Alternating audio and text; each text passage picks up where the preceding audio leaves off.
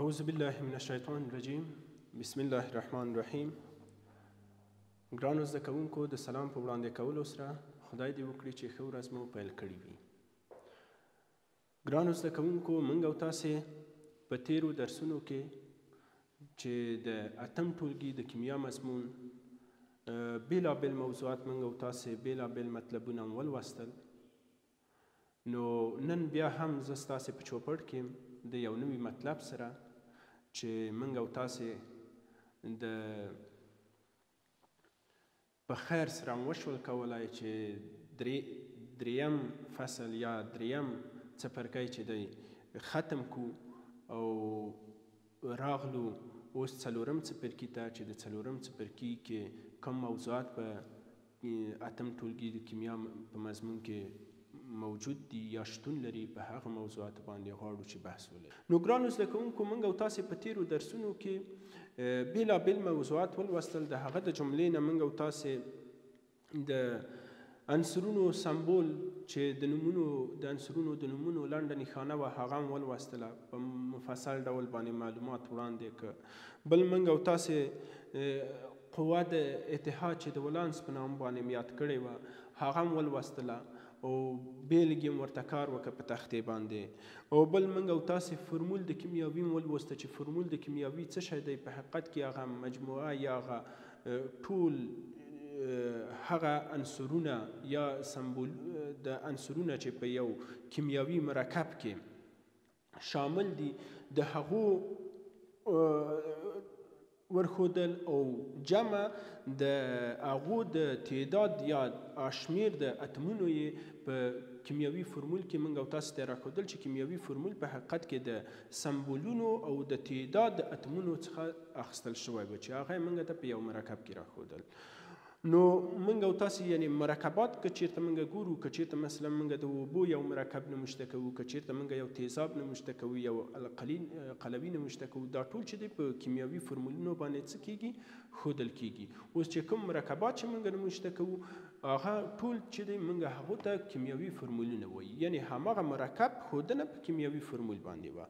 بل موږ او تاسې ګرانو زده کوونکو ولوستل چې د وروستي قشر الکترونونه موږ د ولانسي قشر په نام باندې یاد کړ چې هغه په حقیقت کې په کیمیاوي تعامل کې سهم نیسي. کوم الکترونونه چې په هغه آخریني قشر کې شتون ولري، که چېرته هغه یو الکترون وي، که چېرته دوه یي درې یي، چې بیا موږ او تاسې په دوراني جدول کې ولوستل چې اول ګروپ چې دی په آخر د ای ګروپونه هم په نظر کې ونیول یا هغه اصلي ګروپونه هم په نظر کې ونیول چې په آخر مدار کې یو الکترون چې ولري هغه په یو کې قرار درلوسته، دوه په دوه کې، درې په درې کې، تر اووم پورې چې هلوجنونه وو چې اووه الکترونونه یې درلوستل.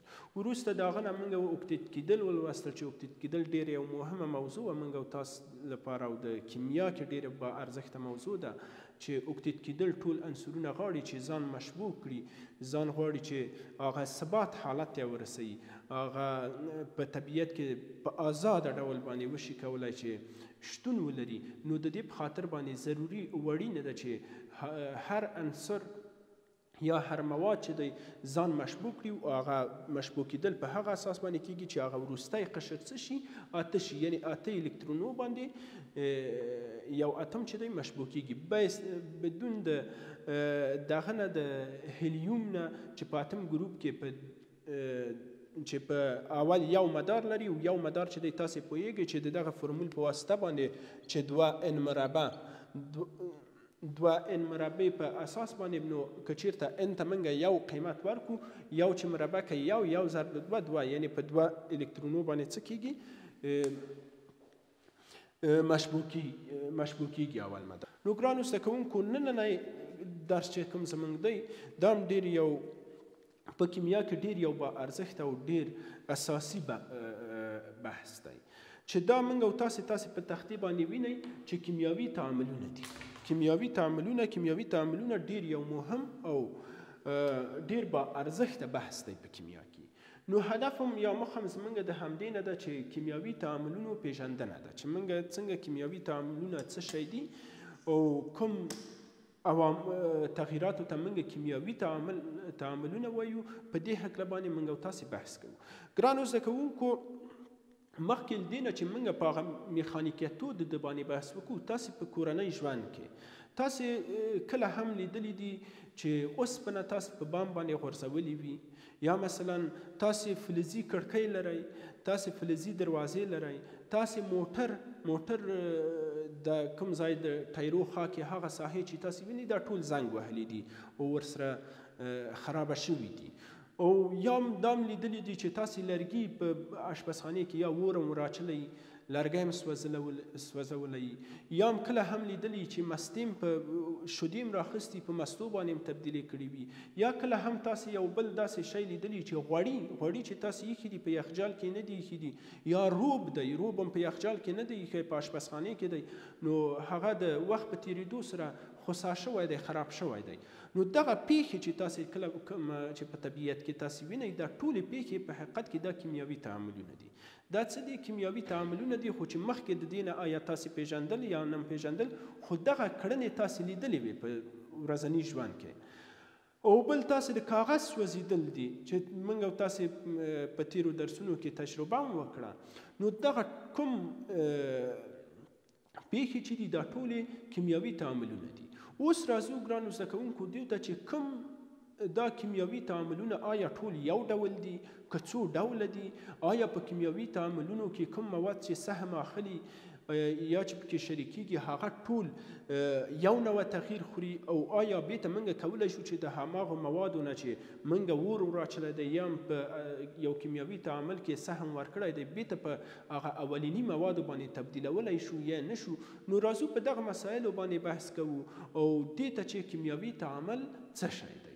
نو ګرانو زده کوونکو موږ او تاسې په اووم ټولګي کې کله چې د مادي خواص هم ولوستل، ماده هم په دوه ډوله یعنی دوه خواصو باندې ویشله چې دوه ډوله خواصونه لري، چې یو فزیکي خواص و بل کیمیاوي خواص و.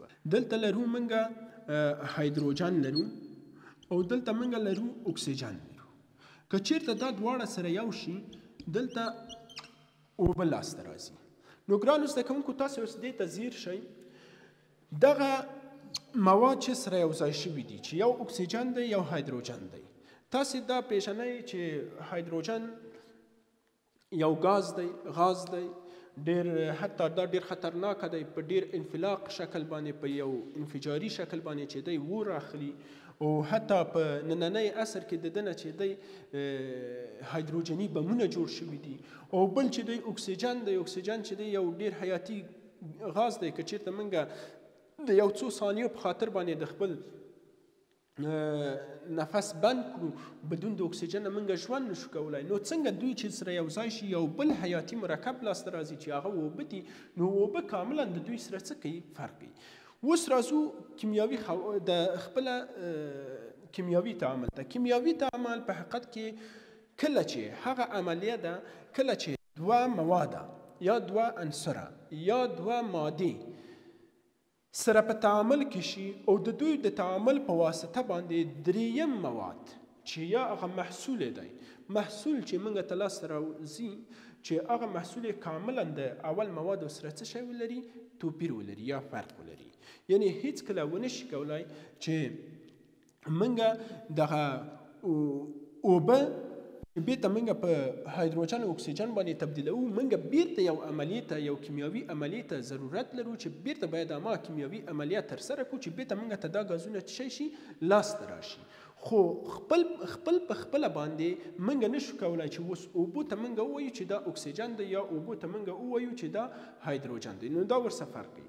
نو ګرانو زده کوونکو اوس راځو دې ته چې کله دوه مواده یو د بل سره په تعامل کې شي د هغو په نتیجه کې چې دریم مواد لاسته راځي کاملا که چیرته فزیکي خواص دی، کیمیاوي خواص دی، که چیرته کثافت د هغو په نظر کې نیسو، که چیرته تودوخه نیسو، که چیرته هر خواص چې موږ په نظر کې نیسو د اولینی موادو سره څه شی کوي؟ توپیر کوي. یعنی هر کله چې داسې یو کیفي یا دایمي تغییر چې په یو مادې کې منځته راځي هغه کیمیاوي تعامل دی، هغه ته موږ څه وایو؟ کیمیاوي تعامل وایو. نو اوس راځو په نتیجې کې دې ته راځو چې کیمیاوي تعاملاتو کې کله چې یو ماده د بلې مادې سره یو ځای کېږي په حقیقت کې په دې معنا نه ده چې د اولیني موادونه دا مکمل د منځه لاړ دي، بلکې دا د منځه نه ځي، نه اضافه کیږي، نه د دې په کتلې باندې اضافه مثلا نه د دې کتله اضافه کیږي او نه د دې کتله څه شی کیږي کمیږي، بلکې د دې کتله چې دی یو شان اما مساویانه حالت چې دی ځان ته نیسي چې دغه بخش چې دی موږ او تاسې بیا په کیمیا کې یو بل موضوع وایو چې هغه د کتلې د پایښت قانون دی چې د کتلې پایښت قانون بیا موږ وایو چې کتله هیڅ کله په جریان یا په جریان د کیمیاوي تعامل کې چې دی د منځه نه ځي، بلکې د خپله په جریان د تعامل کې مواد د یو شکل نه په بل شکل باندې څه شی کیږي بدلیږي، خو هغه اصل خواص چې دی بدلیږي او خپله کتله چې دی نه زیاتیږي نه کمیږي، چې دلته بیا موږ او تاسې به بیا یو مثال هم درکو د بیلګې په توګه. که چېرته موږ دلته یو مثال په نظر کې ونیسو، فکر وکړئ دلته موږ لرو هایدروجن او دلته اکسیجن اوبه یې موږ ته لاسته راکړي دي. نو هایدروجن چې دی اول د کیمیاوي معادله موږ باید څه کو توزین یې کو، ویې ګورو چې اخواته څو اتمه دي، دې خواته څو اتمه دي، دې خواته 2 اتمه هایدروجن، دې خواته هم 2، دې خواته 1 اتم اکسیجن دی، دې خواته 2 دي. موږ په اسانۍ سره یې کولی شو چې دلته یو ضریب ورکړو 1/2، نو 2 په 2 باندې خلاص 1 اتم اکسیجن پاتې کیږي. او داسې موږ کولی شو چې دلته موږ 2 ضریب ورکړو، 2 به اکسیجن شي، 4 به اتمه شي، 4 به دلته هایدروجن ته ورکو. خو ښه دا دی مختصر دا دی چې موږ 1/2 دلته دغه ورکو، ضریب ورکو، 2 په 2 خلاصیږي، 1 اتم اکسیجن پاتې کیږي. نو ګرانو زده کوونکو اوس دلته موږ لرو یو څو دلته 2 اتمه 1 ضرب د 2 اتمي نمبر د دغه څو دی د هایدروجن 1 دی. نو که چېرته 1 ضرب د 2 وکړو 2 کیږي، 2 ګرامه فکر وکړئ جمع. اکسیجن څو دی؟ اکسیجن 14 دی. اکسیجن څو دی؟ 14 دی. نو 14 ضرب د 1 14 خپله 14 ګرامه. نو اخواته ځو 2 ګرامه خپله هایدروجن او 14 اکسیجن. 2 او 14 څو کیږي؟ 18 ګرامه. او 2 او 14 څو کیږي؟ 18 ګرامه. ګرانو زده کوونکو دلته تاسې وینئ دا موږ تاسو وروسته هم کار کوو چې د قانون د کتلې د پایښت قانون موږ ته څه وایي؟ چې کتله په جریان د تعامل کیمیاوي تعامل کې هیڅ کله هم د منځه نه ځي، بلکې په جریان د تعامل د کیمیاوي کې د خپله مواد د یو شکل نه په بل شکل باندې اوړي، خو هیڅ کله هم دا د منځه نه ځي. دلته تاسې وګورئ چې دلته اکسیجن و او دلته هایدروجن و، دواړه ګازونه و چې د دوی خواصونه کاملا د اوبو سره څه شی کوي؟ فرق کوي. موږ او تاسې ووایو چې فرق یې ډېر لوی دی. هایدروجن حتی بمي هایدروجني بمونه جوړیږي، او دلته موږ او تاسې اوبه ووایو چې اوبه یو حیاتي مرکب دی، او اکسیجن هم ووایو چې ډېر یو حیاتي عنصر دی. که چېرته موږ د یو څو ثانیو په خاطر باندې هم دا تنفس نه کړو نو انسان چې دی ژوندي موجودات چې دی د منځه ځي. نو ګرانو زده کوونکو دلته تاسې وینئ چې دلته هم 18 ګرامه دی کتله د اکسیجن او د هایدروجن چې م ګډه کړه، خو دلته د اوبو هم تاسې وینئ چې 18 ګرامه دی. یعنې په دې معنا نه دی چې د اکسیجن او هایدروجن دا په جریان د کیمیاوي تعامل کې څه شوی د منځه لاړ دی. دا د منځه لاړ نه دی، بلکې د یو شکل نه په بل شکل باندې اوښتی دی چې دلته اوبه تشکیل کړي دي. اوبه کتله هم هماغونه کېده. ګرانو زده کوونکو بل شی چې موږ او تاسې ته ډېر مهمه دي، موږ او تاسې کیمیاوي تعاملونه وپېژندل چې کیمیاوي تعاملونه په حقیقت کې هغه عملیې ته ویل کېږي چې د هغې په واسطه باندې یو ماده په بلې یو ماده یا یو عنصر یا څو عنصرونه یا یو ماده په بل مادې باندې څه شی کېږي؟ بدلیږي، او د هغو کاملا خواصونه یو د بل سره څه شی دي؟ توپیر کوي. نو اوس د کیمیاوي معادله کیمیاوي تعاملونه د کیمیاوي معادلې په ښودلو سره د کیمیاوي معادلې باندې ښودل کېږي. دغه کیمیاوي معادله ده. ګرانو زده کوونکو دلته تاسې وینئ چې کیمیاوي تعاملونه د کیمیاوي معادلې په اساس باندې څه شی کېږي؟ ښودل کېږي. خو کیمیاوي معادله د 3 مهمو بخشونه څه شی شوې ده؟ تشکیل شوې ده، چې یو اولیه مواد دي، او یو چې دی هغه مابین کې وکتور یا مساوي ده چې په مابین د محصول او د اولیه موادو ترمنځ چې دی وکتور ورکوو چې دلته موږ وښیو د وکتور مخه یا سر هغه خواته کوو چې هغه خواته محصول وي، هغه خواته چی وي؟ محصول وي. یعنې په دې معنا چې دغه دوه مواد سره یو ځای شوي دي او دغه دریم مواد یې څه کړی دی؟ تشکیل کړی دی، چې دغه دریم مواد ته مادې ته موږ محصول وایو. موږ څه وایو؟ محصول وایو. نو ګرانو زده کوونکو، موږ او تاسې د کیمیاوي تعاملونو نه دا یاد کړل چې کیمیاوي تعاملونه د کیمیاوي معادلې په اساس باندې ښودل کیږي او راځو دې ته چې کیمیاوي معادله چې دی توزین کیږي چې هغه توزین چې دی موږ او تاسې چې تعداد اتمونو باید د محصول طرفه او د اولیه موادو طرفه دواړه طرفه نه څه اوسیږي؟ یو شان اوسیږي، مساوي اوسیږي. یعنې دا وکتور چې په مابین کې دی د وکتور داسې یو نمایندګي وشي کړه چې دغه یو د شاین د ترازو دی، لکه شاین د ترازو چې دې خواته د مواد دې خواته مواد دواړه سره څه اوسیږي؟ مساوي اوسیږي. نو د همدې په اساس باندې موږ او تاسې بیا په راتلونکي درس کې یو بل ډېر مهم بحث چې لرو هغه به دا وي چې کیمیاوي معادلې دي، چې کیمیاوي معادلې سره څو نوع دي او موږ او تاسې په هغو باندې بحث لرو. خو دلته تاسې دومره یاد کړئ چې خپله د مواد اولیه مواد او محصول چې دی یو یې کیڼ لاسته دی او دا ښین لاسته دی او په مابین کې چې دی په یو وکتور باندې ورښودل کېږي چې دا وکتور طرف د هغه طرفه کوو چې موږ او تاسې هغه ته محصول اوسیږي یا هغه مواد چې موږ غواړو لاسته راوړو.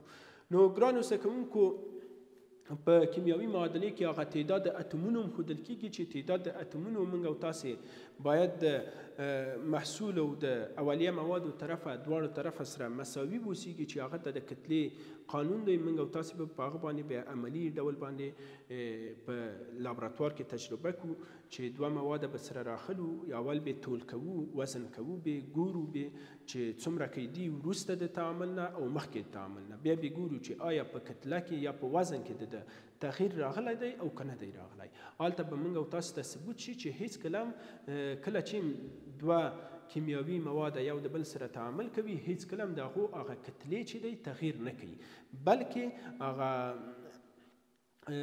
خواصونه یو د بل سره توپیر کوي په دې خاطر باندې چې یو مواد په بل مواد باندې تبدیلیږي خو هیڅ کله کتلې تغییر نه کوي. نو ګرانو زده کوونکو، د نننۍ ورځ درس زموږ او ستاسې تر همدې ځایه پورې وه. خدای دې وکړي چې تر دې ځایه پورې تاسې ستونزه ونه لرئ. نو د لا پوهېدو په خاطر باندې زه ستاسو ته یو کورنۍ دنده در کوم. کورنۍ دنده دې ستاسې دا چې کیمیاوي معادله په یوه ډیره عادي او اسانه معادله زه تاسې ته لیکم، دغه تاسې تکمیل کړئ. که چېرته موږ او تاسې سودیم ولرو جمع د کلورین سره، نو د ده په نتیجه کې څه شی لاسته راځي؟ تاسې دغه معادله څه کوئ؟ په کورونو کې په کتابچه کې ولیکئ او دا تکمیل کړئ چې کوم محصول مواد لاسته راځي. دا ستاسې کورنۍ دنده. نو تر څو چې بیا هم زه ستاسې په چوپړ کې حاضرېږم، تاسې په لوی او بښونکي خدای سپارم. ښه وخت ولرئ، ښه ورځ ولرئ. الله په امان. السلام علیکم ورحمة الله وبرکاته.